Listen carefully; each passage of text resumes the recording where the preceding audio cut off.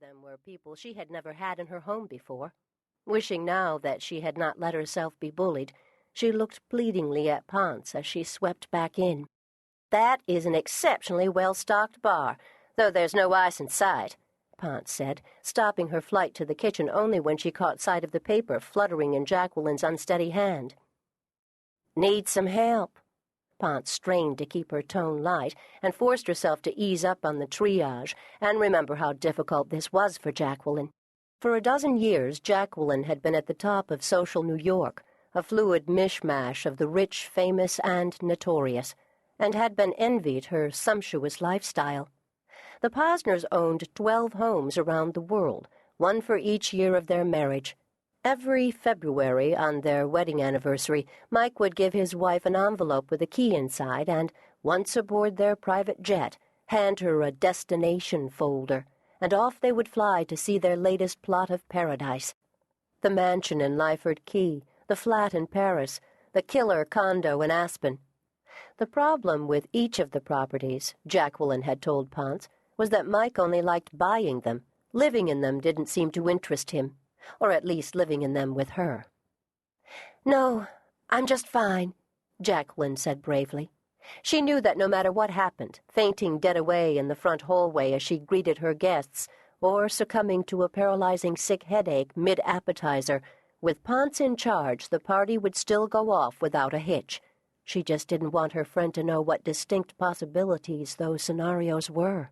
Ponce smiled encouragingly and pushed through the doors into the kitchen, leaving Jacqueline to squint at her list in the dim overhead light. The candles would not be lit until right before the guests were seated. She read the name Mary Elizabeth Shaw and sighed.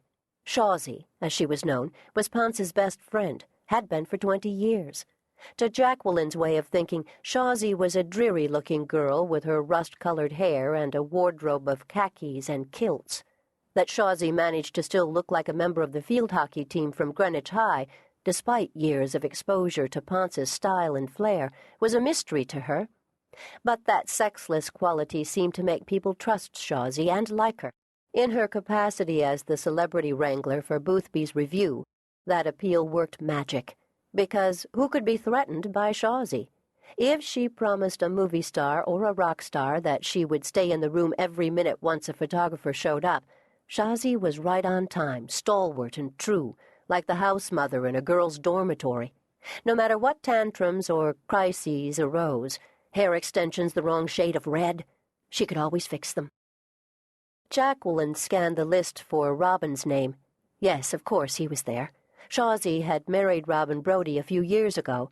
They had eloped to the Bahamas, to Shawsy's grandmother's home, where the rich old woman pulled some strings and the happy couple stood barefoot on the beach, whispering their vows.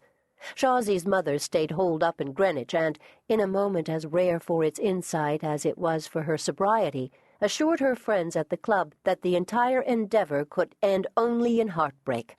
Robin had written a novel in the late 80s about greed and power on Wall Street that had become a huge bestseller. He hadn't written a word since, though he continued to frequent the hot spots of the greedy and powerful and, his marriage aside, maintained a reputation as quite the ladies' man.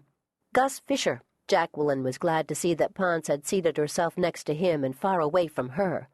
It wasn't that Jacqueline had anything against Gus Fisher, really.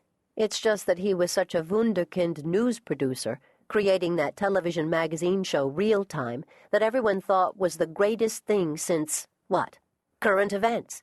Well, that was the problem, wasn't it? Current Events, a television classic since the late 1960s, had been created by Walter Gluckman, and Walter's wife, Annabelle, was an old friend of Jacqueline's. Walter was 80.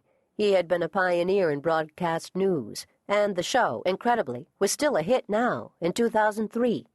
He ran it with the same iron hand he'd always wielded, in blatant disregard of whichever kid at the network challenged him, and it was an open secret that the top brass were collectively sick of him. Although they had been slow to push him out, the publicity would be atrocious. They would one day, soon, probably, and everyone wrote that it was Gus Fisher who would no doubt succeed him. Jacqueline sighed. She knew that Annabelle would not be happy at this turn of events, but Jacqueline had been powerless to stop it. She also